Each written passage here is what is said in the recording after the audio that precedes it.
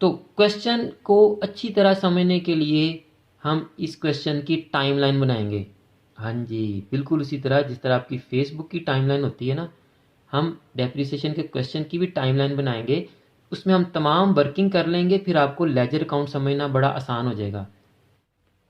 आउज़ बिल्लाहि मिनश शैतानिर रजीम, बिस्मिल्लाहिर रहमानिर रहीम। अज़ीज़ तुलबा तालिबात, मोहतरम साज़ा इकराम और नॉलेज अकेडमी के नाज़रीन, अस्सलामु अलैकुम व रहमतुल्लाहि व बरकातुहू।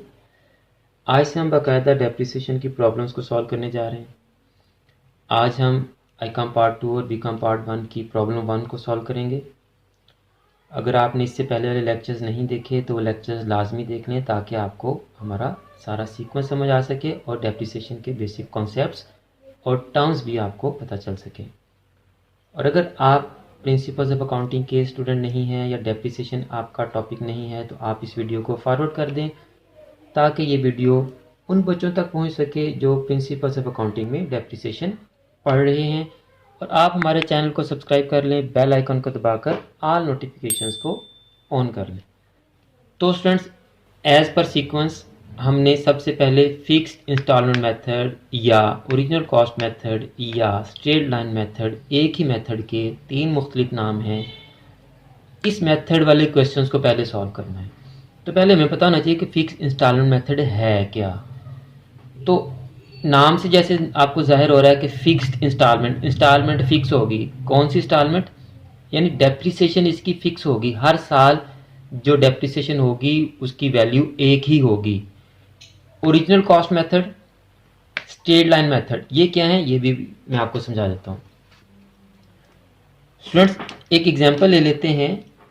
और नॉर्मली डेप्रिसिएशन का ये मेथड उन एसेट्स पर अप्लाई किया जाता है कि जिनकी वर्किंग एबिलिटी या efficiency through out the year एक जैसी रहती है, या जिन एसेट्स की हम लाइफ डिटरमिन कर सकते हैं कि ये एसेट हमारे बिजनेस में कितने नंबर ऑफ ईयर्स चलेगा। तो लीज होल्ड एसेट यानी लीज होल्ड प्रॉपर्टी की हमने एक एग्जांपल अपने कॉन्सेप्ट में पढ़ी थी, उसी की मैं एग्जांपल ले रहा हूँ। लेट्स सपोज हमने एक बिल्डिंग लीज पर ली, तो हमने 70,000 की वो ली, 70,000 की, और 10 ईयर्स के लिए ली हमने जी, 10 साल के लिए 70,000। तो एक साल की डेप्रिसिएशन कितनी बनेगी हमारी वाला? 10 पे डिवाइड कर दें इसको, 7,000। ओके हो गया। अब हर साल हमने 7,000 डेप्रिसिएशन ही चार्ज करनी है। अंडरस्टैंड? तो this is called fixed installment method. और स्ट्रेट लाइन मेथड क्यों कहलाता है कि जब आप 7,000 का ग्राफ ड्रा करेंगे तो ग्राफ पर एक स्ट्रेट लाइन बन जाएगी, इसलिए इसको स्ट्रेट लाइन मेथड कहते हैं। अब इसको ओरिजिनल कॉस्ट मेथड क्यों कहते हैं कि यहाँ तो हमने एसेट को नंबर ऑफ ईयर्स पे डिवाइड किया इस एग्जांपल में।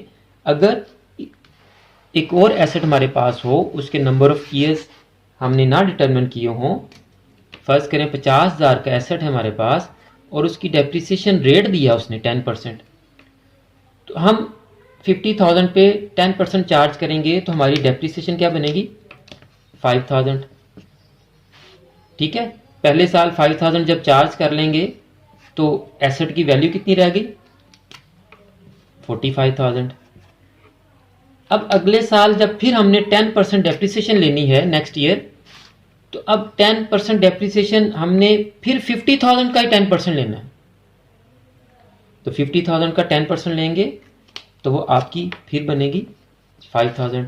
और जब आप 5,000 नेक्स्ट ईयर माइनस कर देंगे तो अब एसेट की वैल्यू कितनी रहेगी? 40,000। लेकिन नेक्स्ट ईयर जब आप डेप्रिसिएशन चार्ज करेंगे 10%, तो फिर आपने ओरिजिनल वैल्यू पे ही, ओरिजिनल कॉस्ट जो एसेट की ओरिजिनल कॉस्ट है उसी पे चार्ज करेंगे हर साल डेप्रिसिएशन, और हर साल आपकी डेप्रिसिएशन 5,000 ही आती जाएगी। इसलिए इसको ओरिजिनल कॉस्ट मेथड भी कहते हैं कि हर साल जब हम परसेंटेज लेंगे तो जो एसेट की ओरिजिनल कॉस्ट है, जो फर्स्ट टाइम उसको परचेज करते हुए और बिजनेस में यूज़ करने के लिए जो हमने खर्चे किए, वो सारे ऐड करके जो उसकी कॉस्ट बनती है, उस ओरिजिनल कॉस्ट पर हमने हर दफ़ा उसकी डेप्रिसिएशन चार्ज करनी है। इसलिए हमारी डेप्रिसिएशन हर साल फिक्स ही रहेगी। तो इसलिए इसको ओरिजिनल कॉस्ट मेथड भी कहते हैं। तो fix installment method, original cost method और स्ट्रेट लाइन मेथड। अब आपको समझ आ गई कि इसके तीनों डिफरेंट नेम क्यों यूज़ किए जाते हैं।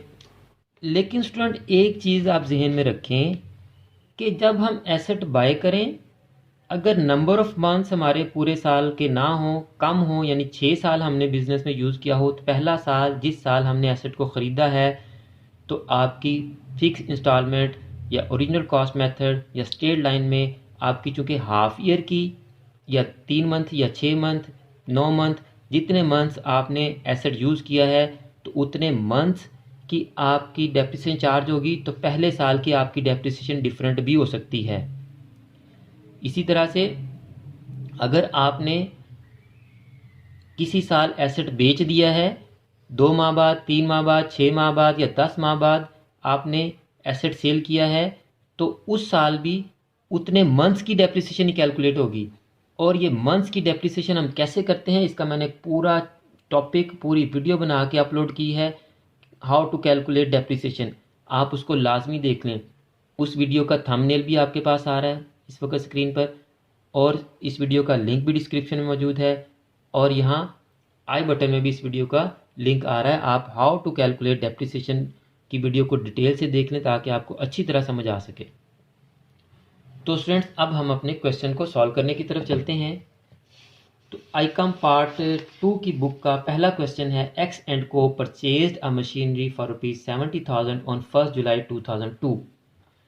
और क्वेश्चन से रिलेटेड भी मैं आपको पहले ही बता चुका हूं कि हो सकता है कि यही क्वेश्चन आपकी बुक में क्वेश्चन नंबर 3 हो या 2 हो या 4 हो, या आपकी बुक में ये 70,000 की बजाय 50,000 हो, या आपकी बुक में 2002 की बजाय 2012 हो, 2010 हो, 2000 हो। तो आप देख लें, ये वेरिएशन हो सकती है। इसके बारे में मैंने आपको पहले ही आगाह कर दिया था कि डिफरेंट जो ईयर्स में डिफरेंट बुक्स पब्लिश होती हैं तो वो थोड़ी सी वेरिएशन कर देते हैं वैल्यूज़ में ताकि उनकी बुक सेल आउट हो सकें। बहरहाल इस क्वेश्चन को पढ़ते हैं और इसको सॉल्व करते हैं। एक्सेंट को purchase a machinery for ₹70,000 1 July 2002। Accent को ने एक मशीनरी 70,000 की खरीदी 1 जुलाई 2002 को। They spend ₹8,000 on it's installation. 8,000 उन्होंने खर्च किए उसको इंस्टॉल करने के लिए, यानी मशीनरी लेके आए हैं तो उसको नस्ब भी किया ना। मशीनरी से काम लेना है तो उसको कहीं फिक्स किया होगा, कहीं उसको नस्ब किया होगा, उसको हम इंस्टॉलेशन कहते हैं। तो उसके ऊपर भी खर्चा आया 8,000। तो मैं आपको इसकी भी एक वीडियो बना के अपलोड कर चुका हूँ कि जो मशीनरी की जो उसकी परचेज प्राइस है और उसको चलाने के लिए वर्किंग कंडीशन में लाने के लिए जितना भी खर्चा हम करेंगे वो उसकी कॉस्ट में ही शामिल होगा।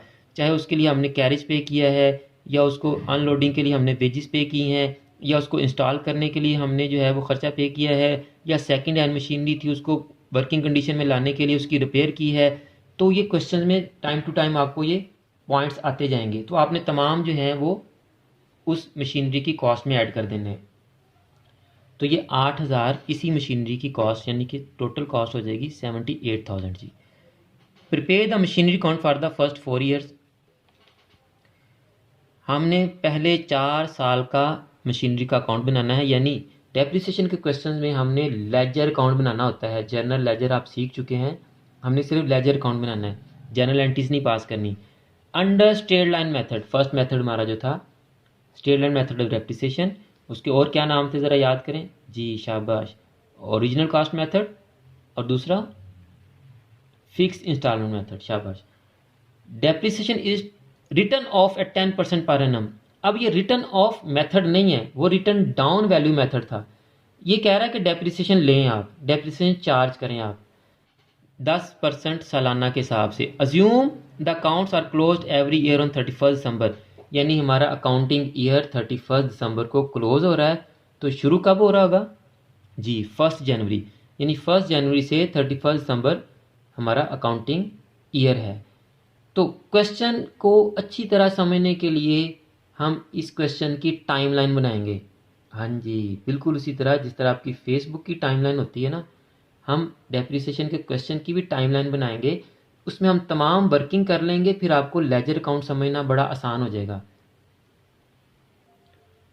तो स्टूडेंट्स, आपका टाइम बचाने के लिए मैंने मशीनरी का लेजर अकाउंट भी बना लिया है और टाइमलाइन का स्पेसिमन भी मैंने बना लिया है। तो अब हम पहले टाइमलाइन की वर्किंग करते हैं और फिर हम टाइमलाइन की वर्किंग को मशीनरी के लेजर अकाउंट में इंटर कर देंगे जी।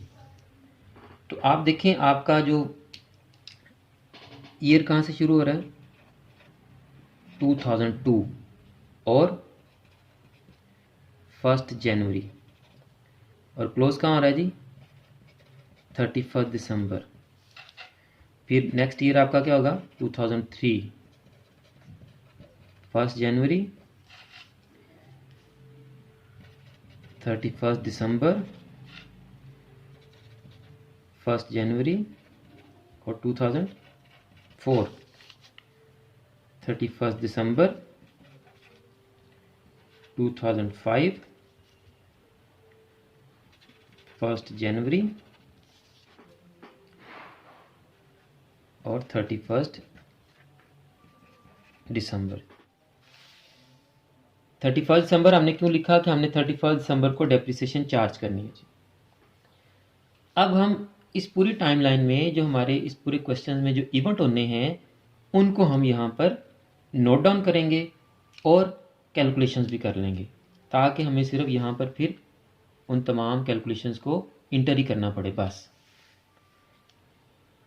तो देखें जी, 1 जनवरी को तो हमारा ईयर शुरू हो रहा है, लेकिन हमने मशीनरी कब बाय की है, 1 जुलाई को। ये मिड में होगा तकरीबन 1 जुलाई। तो 1 जुलाई को हमारे पास एसेट आ गया A1। अब यहाँ पर मैंने A1 क्यों लिखा है कि नेक्स्ट प्रॉब्लम्स में जब हम एक से ज़्यादा एसेट्स बाय करेंगे तो फिर दूसरे एसेट को हम A2, तीसरे एसेट को A3 कर लेंगे जी। अंडरस्टैंड जी। अब उसके बाद कह रहा है दे स्पेंट ₹8,000, तो इसकी वर्किंग भी कर लें जी। 70,000 की मशीनरी परचेज़ की और 8,000 उसकी इंस्टॉलेशन पर हमने पे किए, तो टोटल उसकी कॉस्ट आ गई 78,000 जी। अब हमने यहाँ इसकी डेप्रिसिएशन कैलकुलेट करनी है। उसके बाद देखें ji, prepare the machinery account for the first 4 years, 1 साल, 2 साल, 3 साल और 4 साल। 4 ईयर की हमने टाइमलाइन बना ली है और कोई एडिशनल मशीनरी नहीं है। इसी मशीनरी के ऊपर हमने डेप्रिसिएशन चार्ज करनी है 10% पर एनम के हिसाब से, और मेथड है हमारे पास स्ट्रेट लाइन मेथड। तो हम 2002 फर्स्ट ईयर जो हमारा है उसके क्लोजिंग मंथ और क्लोजिंग डेट 31 दिसंबर पे डेप्रिसिएशन कैलकुलेट करते हैं जी 10%। तो 78,000 का हम 10% कैलकुलेट कर लेते हैं, तो ये आ जाएगा हमारे पास 7800। ओरिजिनल कॉस्ट पे डेप्रिसिएशन ये बनती है, हर साल हमारी डेप्रिसिएशन 7800 ही बनेगी, यानी हम हर साल एसेट की वैल्यू को 7800 रुपीज़ से कम करेंगे। लेकिन पहले साल 7800 नहीं लेंगे। क्यों? क्योंकि हमने इसको बाय किया जुलाई में, तो जुलाई, अगस्त, सितंबर, अक्टूबर, नवंबर एंड दिसंबर, कितने मंथ बने ये, 1, 2, 3, 4, 5 और 6। तो 7800 मल्टीप्लाई बाय 6/12, तो इसका मतलब ये हुआ कि पहले साल हमारी जो डेप्रिसिएशन चार्ज होगी वो 3900 की डेप्रिसिएशन चार्ज होगी जी। फर्स्ट ईयर हमारी डेप्रिसिएशन कितनी चार्ज होगी जी, 3900। अब 3900 की डेप्रिसिएशन जब हम 78,000 में से 3900 की डेप्रिसिएशन माइनस कर देंगे पहले साल, तो 2003 के 1 जनवरी को हमारे एसेट की वैल्यू क्या होगी बोला जी, 78,000 में से आप 3,900 को माइनस कर दें, तो 74,100 होगी आपके एसेट की वैल्यू 2003 1 जनवरी को। अब 1 जनवरी से 31 दिसंबर फिर पूरा साल इस एसेट को यूज़ करेंगे, तो 31 दिसंबर को इस पे डेप्रिसिएशन लेंगे, और चूंकि हमारा method original cost, straight line, fix installment method है, तो हमारी डेप्रिसिएशन हर साल कितनी चार्ज होनी है जी, 7800। पहले साल 7800 क्यों नहीं चार्ज हुई, कौन बताएगा जी, शाबाश। क्योंकि पहले साल हमने इसको 6 मंथ्स यूज़ किया है, तो जितने मंथ्स हम एसेट को बिजनेस में यूज़ करेंगे उतने मंथ्स की ही डेप्रिसिएशन लेंगे। तो 31 दिसंबर 2003 को अगेन 7800 हम चार्ज करेंगे और 74,100 में से जब हम 7800 को माइनस करेंगे तो 2004 1 जनवरी को आपके एसेट की वैल्यू क्या हो जाएगी 66,300। फिर अगेन 2004 पूरा साल हमने इसको यूज़ किया और 31 दिसंबर क्लोजिंग डेट पे हम फिर 7800 ही डेप्रिसिएशन लेंगे क्योंकि हमारा method fix installment method straight line method है। और अब आप 7800 को 66,300 में से माइनस करेंगे तो आपके एसेट की जो वैल्यू होगी 1 जनवरी 2005 को वो होगी 58,500। आप माइनस करते जाएं, इसमें से 7800 माइनस कर लें, इधर आप इसमें से आप 3900 माइनस करें, इसमें से आप अगेन 7800 माइनस करें तो ये वैल्यू आ गई, इसमें 7800 माइनस किया तो ये वैल्यू आ गई। अब लास्ट ईयर 2005 हमारा 4th ईयर है तो 4th ईयर को भी हम 7800 ही डेप्रिसिएशन चार्ज करेंगे और अब फिर इसमें से आप 7800 माइनस कर दें जी। तो 1 जनवरी 2006 को हमारे एसेट की जो वैल्यू होगी वो कितनी होगी जी 50,700 जी। तो स्टूडेंट्स ये सारी कैलकुलेशन हमने कर ली है। लेजर अकाउंट आपको बनाना आता होगा, नहीं बनाना आता तो मैं यहाँ आपको डिटेल से वो भी एक्सप्लेन करूँगा कि अब हमने इन वैल्यूज़ को लेजर अकाउंट में कैसे इंटर करना है। ये आपका प्रॉपर क्वेश्चन है, ये आपकी वर्किंग है। आप चाहें तो इस वर्किंग को कर सकते हैं, चाहें तो ना करें, ये कंपलसरी नहीं है। ये वर्किंग सिर्फ आपको समझाने के लिए है। ये टाइमलाइन जो मैंने बनाई है सिर्फ आपको समझाने के लिए बनाई है। सिंपल क्वेश्चन में इस टाइमलाइन की ज़रूरत नहीं भी पेश आ सकती, लेकिन जब कॉम्प्लिकेटेड क्वेश्चन हो जाएंगे कि दूसरे साल हम कोई मशीनें ख़रीद रहे हैं, तीसरे साल कोई सेल आउट कर रहे हैं, तो तब ये टाइमलाइन आपको बहुत काम आएगी अगली प्रॉब्लम्स में, आप देखिएगा। तो स्टूडेंट्स पहला ईयर हमारा 2002 और जुलाई 1 को हमने मशीनरी बाय की।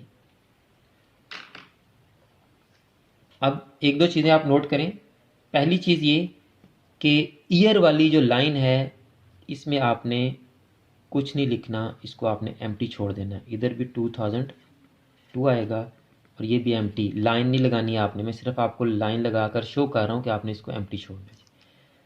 अब 70,000 की मशीनरी परचेज़ की, 8,000 उसकी इंस्टॉलेशन के, टोटल कॉस्ट 78,000। आप चाहें तो डायरेक्ट 78,000 भी लिख सकते हैं, चाहें तो ब्रेकअप करके भी लिख सकते हैं। मैं डायरेक्ट 78,000 ही लिख रहा हूँ। और आप चाहें तो यहाँ कैश लिख दें या बैंक लिख दें, दोनों सूरतों में आपका क्वेश्चन ठीक होगा। इधर हम ब्रेकअप दे देते हैं जी कि 70,000 में हमने 8,000 ऐड किए तो 78,000 हमारी कॉस्ट बन गई। अब हर साल 31 दिसंबर को जब हम डेप्रिसिएशन कैलकुलेट करेंगे तो हम मशीनरी के अकाउंट को क्रेडिट करेंगे। डिक्रीज़ करने के लिए इसको क्या करेंगे, क्रेडिट करेंगे। तो इधर आ जाएगा आपके पास डेप्रिसिएशन अकाउंट। तो डेप्रिसिएशन कितनी बनी थी फर्स्ट ईयर हमारी 3900। तो इधर आप 3900 लिख देंगे। अब हमने अपने जो फर्स्ट ईयर के अकाउंट हैं उसको क्लोज़ करना है। क्लोज़ करने के लिए इसका बैलेंस निकलेगा, लेजर का बैलेंस आपको करना आना चाहिए, लेकिन फिर भी मैं आपको यहाँ बता देता हूँ कि इस साइड का टोटल बड़ा है तो हम दोनों साइडों पर यही टोटल लिखेंगे। अब 78,000 में से 3900 माइनस करेंगे तो हमारे पास जो आंसर आया था, जो बैलेंस आया था मशीनरी का, दैट वाज 74,100। ये देखिए हमने वर्किंग कर रखी है। तो ये 74,100 अब मशीनरी की वैल्यू है। इसको हम 31 दिसंबर को ही लिखेंगे और यहाँ लिख देंगे बैलेंस कैरी डाउन, कि इस बैलेंस को हम नीचे लेके चले जाएंगे। कैरी फॉरवर्ड भी होता है और कैरी डाउन भी होता है। अब अगेन यहाँ आपका आएगा 2003 और फर्स्ट लाइन आपकी खाली रहेगी, इसके ऊपर आप कुछ भी नहीं लिखेंगे। अब जनवरी 1 हो जाएगा जी, ये देखें 1 जनवरी को हमारे एसेट की वैल्यू क्या थी 74,100 और ये वैल्यू पिछले साल की लास्ट डेट पे जो हमने कैलकुलेट की थी वही आगे ब्रॉड फॉरवर्ड या ब्रॉड डाउन के नाम से रिकॉर्ड होगी। तो इधर लिखेंगे हम बैलेंस ब्रॉड डाउन 74,100। अब इसी तरह आपने इसका बैलेंस करते जाना है, डेप्रिसिएशन चार्ज करके बैलेंस करते जाना है जी। दिसंबर 31 2003 के दिसंबर 31 को डेप्रिसिएशन कितनी बनी हमारी 7800। तो यहाँ हम डेप्रिसिएशन लिखेंगे 7800 और अगेन इसका बैलेंस कर लेंगे। अब 74,100 इस साइड का टोटल है तो इधर भी हम 74,100 ही लिखेंगे और बैलेंस करके हमारी अमाउंट क्या बची थी 66,300। 74,100 में से 7,800 माइनस करेंगे तो आपके पास आंसर आएगा 66,300। अब ये भी आपका क्या आ गया बैलेंस कैरी डाउन। अब 2004 में चले गए हम जनवरी 1 बैलेंस ब्रॉड डाउन। अब ये रिपीटेड होगा ये सारा काम, बहुत ही आसान क्वेश्चन होते हैं ये। 66,300 और 2004 दिसंबर 31 डेप्रिसिएशन चार्ज करेंगे और डेप्रिसिएशन की वर्किंग हम पहले ही कर चुके हैं। फिक्स्ड इंस्टॉलमेंट मेथड में हमारी हर साल डेप्रिसिएशन फिक्स रहती है और अब 66,300 में से आप 7,800 को माइनस करेंगे तो ये आपके एसेट की क्लोजिंग वैल्यू आ जाएगी। तो हमने इधर माइनस कर रखा है तो आपका आंसर आ रहा है 58,500। ये आपका बैलेंस कैरी डाउन होगा जी। बैलेंस कैरी डाउन कितना आ गया जी 58,500। नेक्स्ट अब हम चले गए हैं 2005 4th ईयर जनवरी 1 को अब एसेट की वैल्यू क्या है जी 58,500। कहाँ से आई ये पिछले साल से। बैलेंस ब्रॉड डाउन या ब्रॉड फॉरवर्ड 58,500। अब 31 दिसंबर को आप डेप्रिसिएशन कैलकुलेट करें और आपको पता है कि हम अपने अकाउंटिंग ईयर के लास्ट डे को डेप्रिसिएशन चार्ज करते हैं और हमारा अकाउंटिंग ईयर का लास्ट डे 31 दिसंबर था, उसने क्वेश्चन में हमें बताया हुआ था। और फिक्स्ड इंस्टॉलमेंट मेथड के तहत हमारी इंस्टॉलमेंट हर साल फिक्स रहनी है। अब इसका भी हम बैलेंस कर लेंगे 58,500 टोटल। इधर भी 58,500 लिखा हमने। इसको जब हमने इसमें से माइनस किया इधर हमने वर्किंग कर रखी थी 50,700। आप इसको माइनस करके चेकआउट भी कर लें तो ये आपका आ जाएगा बैलेंस कैरी डाउन 50,700। और अब आपने 2006 की वर्किंग नहीं करनी, जस्ट एसेट की वैल्यू को कैरी फॉरवर्ड करके या ब्रॉड फॉरवर्ड करके जस्ट आपने एसेट की वैल्यू को ब्रॉड डाउन करके लिख देना है। वर्किंग नहीं करनी इस साल की ये, क्योंकि हमारा 5th ईयर बन जाएगा। बैलेंस ब्रॉड डाउन 50,700 और आप अपने क्वेश्चन पे देखें आपका आंसर भी 50,700 है कि 4 साल बाद आपकी मशीनरी की वैल्यू जो है वो 50,700 रह गई है। तो स्टूडेंट्स मुझे उम्मीद है कि आपको ये क्वेश्चन बड़ी अच्छी तरह समझ आ गया होगा। अगर आपको ये क्वेश्चन अच्छी तरह समझ आ गया है तो वीडियो को लाइक करें और कमेंट करके अपनी राय भी लाजमी दिया करें। और आप इस वीडियो को और चैनल की दूसरी वीडियोस को भी अपने क्लास फेलोज और फ्रेंड्स के साथ लाजमी शेयर किया करें ताकि वो भी कुछ सीख सकें। और अगर आपने अभी तक चैनल को सब्सक्राइब नहीं किया तो चैनल को सब्सक्राइब कर लें, बेल आइकन को दबाकर ऑल नोटिफिकेशंस को ऑन कर लें ताकि नेक्स्ट जितनी भी वीडियोज़ हम आपके लिए बनाएं वो आपके पास बराह रास्त और बर वक्त पहुँच सकें। आखिर में मेरी दुआ है कि अल्लाह ताला तमाम स्टूडेंट्स को, मेरे तमाम नाज़रीन को और पूरी उम्मत मुसलमान को दीन और दुनिया के तमाम इम्तिहानात में कामयाबियाँ अता फरमाए और हम सब का ख़ात्मा बिल ईमान फरमाए। मुझे भी अपनी दुआ में याद रखें। अगली वीडियो तक के लिए फ़ी ईमानुल्लाह।